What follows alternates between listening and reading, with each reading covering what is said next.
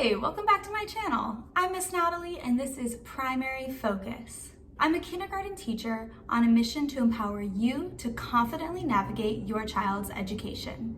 I'm here today with my co-host Pepper, and we're going to talk to you today about how to make that great first impression on your child's teacher.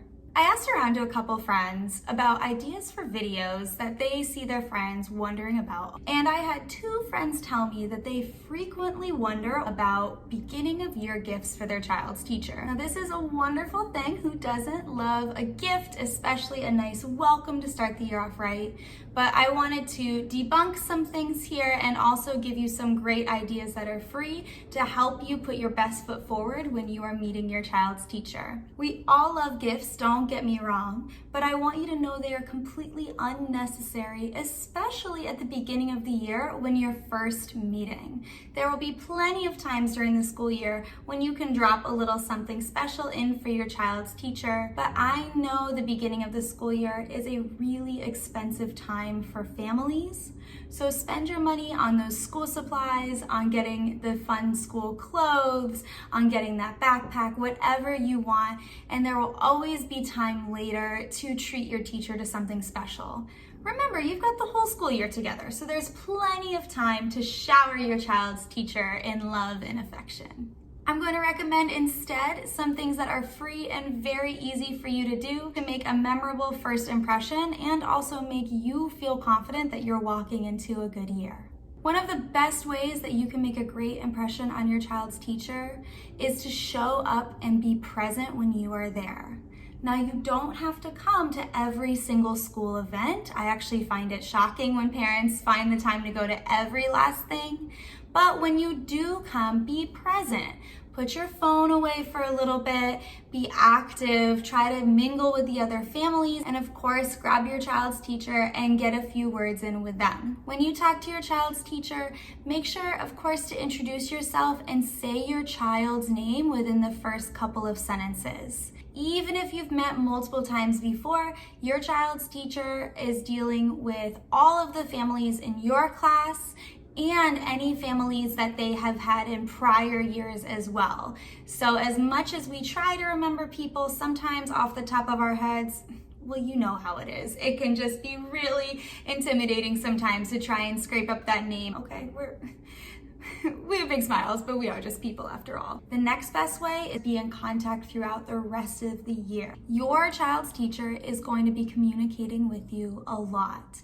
You'll quickly figure out their communication style, and whatever it is, keep in contact and read those notes. Teachers love it when somebody responds to a message. So if it is just a general one and they said something you like, respond back. Tell them thank you. Tell them that was funny. Ask that question. That's why they send out an email so that they can anticipate any confusion and give you a chance to ask questions. I also recommend that you do the homework and do the homework on time.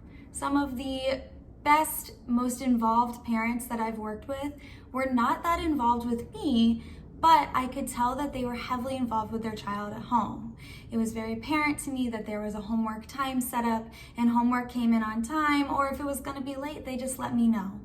I can't tell you how much it means to me when I start to see that a parent is trying out some of the recommendations that I've given or doing the homework. Even if I don't hear about it firsthand, kids talk about it at school, and it really just shows me that what I'm putting into my job is helping people at home. The third way that you can show me that you are present and active in your child's life is managing their backpack.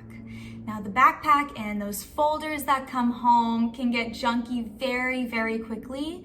And it is so nice to know that when things are sent home, somebody is going in there and emptying out the backpack and checking. This is also a great way to get your child to be more responsible at home. One of the chores that you can work with them is when you come home, go through the backpack together. They can talk you through what everything is.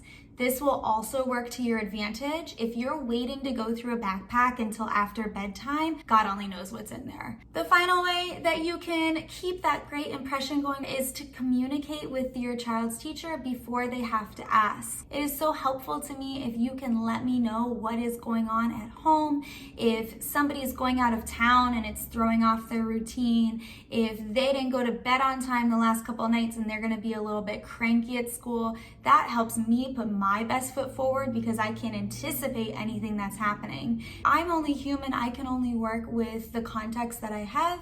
And as patient as I am not a mind reader.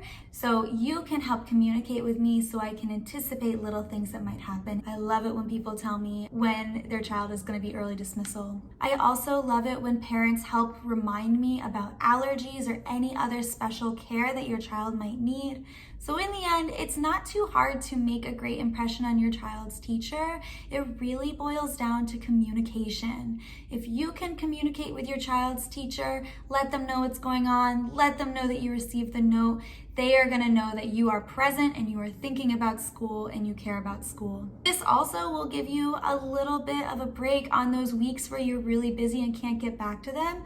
Rest assured, your child's teacher already knows that you're present and that you care. So if a bump in the road does happen, you'll have that much of a better footing to work with each other in the end. My name is Natalie, and this is Primary Focus. Make sure that you have subscribed below to my channel. You can also follow me on Instagram and Twitter at Primary Focus. Thanks for watching my channel. I'll see you next time.